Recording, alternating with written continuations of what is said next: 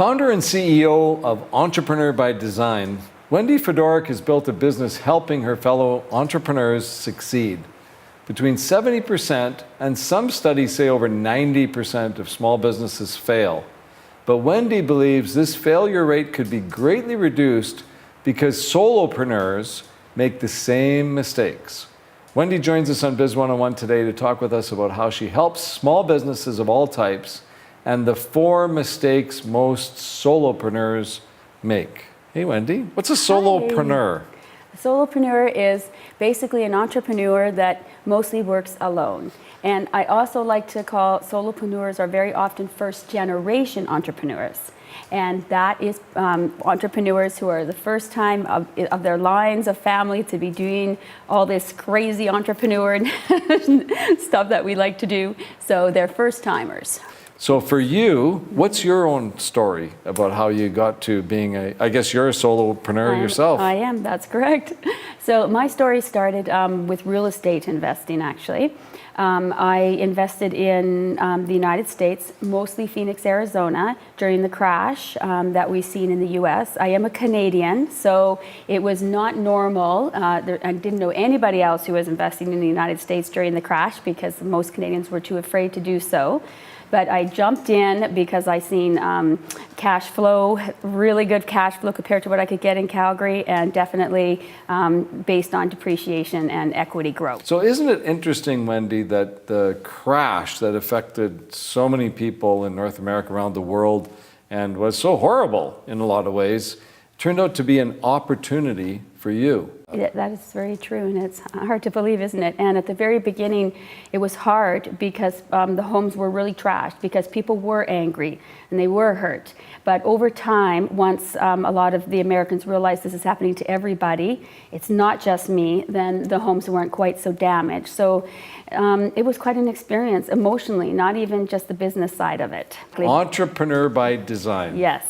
So when, as you say, things shifted, the market shifted, house prices went up, the Canadian dollar went down, the opportunity basically went away. But what I realized from that experience was that I loved to consult.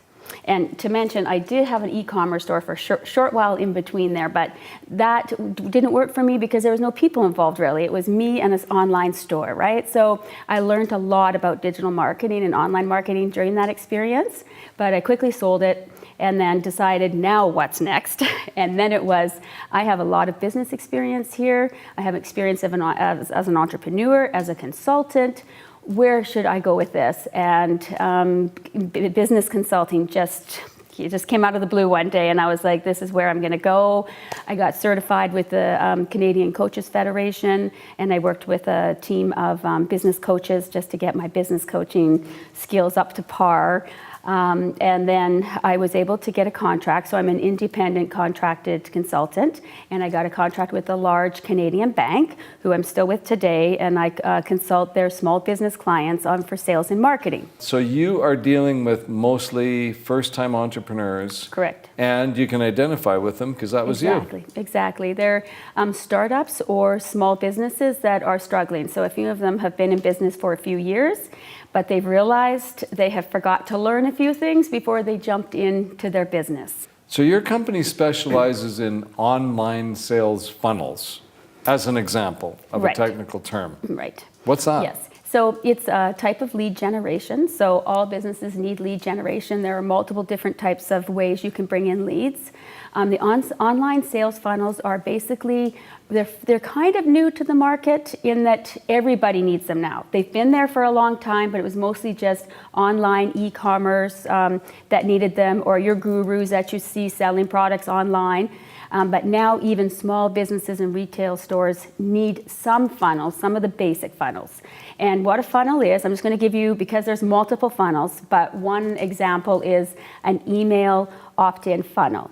So that is where a person would create something for free, something valuable, some of your knowledge. You can make it into an ebook or just into a guide, and then that you offer that for free online in exchange for an email address. So you're a online primarily sales and marketing expert?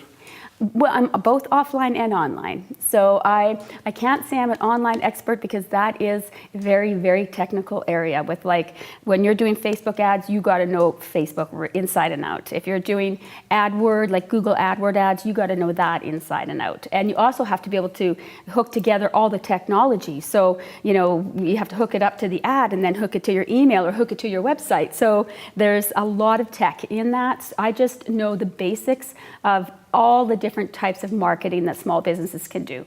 And then we go through it all and figure out what's best for their business. And so you're really teaching them how to fish, so to speak, instead of giving them fish. Exactly. That's exactly what I do. I teach them. I don't do it for them.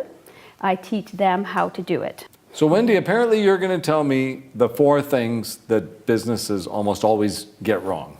Okay, so number 1, as we touched on a little bit, is just not getting the proper education.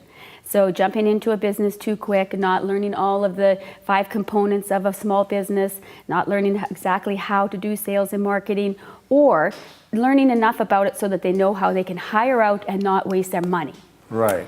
The other one is wearing all the hats in the business. So many small business owners will try to do it all to save money and whatnot in the beginning, and they just can't do it, and they get overwhelmed, and they end up just saying, I've had enough.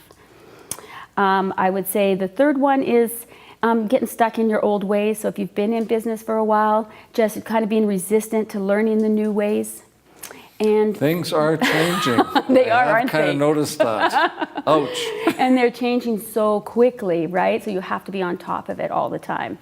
And the fourth one would just be not testing and measuring. So if a company has got some systems in place, and often a lot of them won't even have systems in place, they won't have policies and procedures written up and things like that. So just not tracking and measuring and seeing that the efforts that they are making, if they're working or if they're not.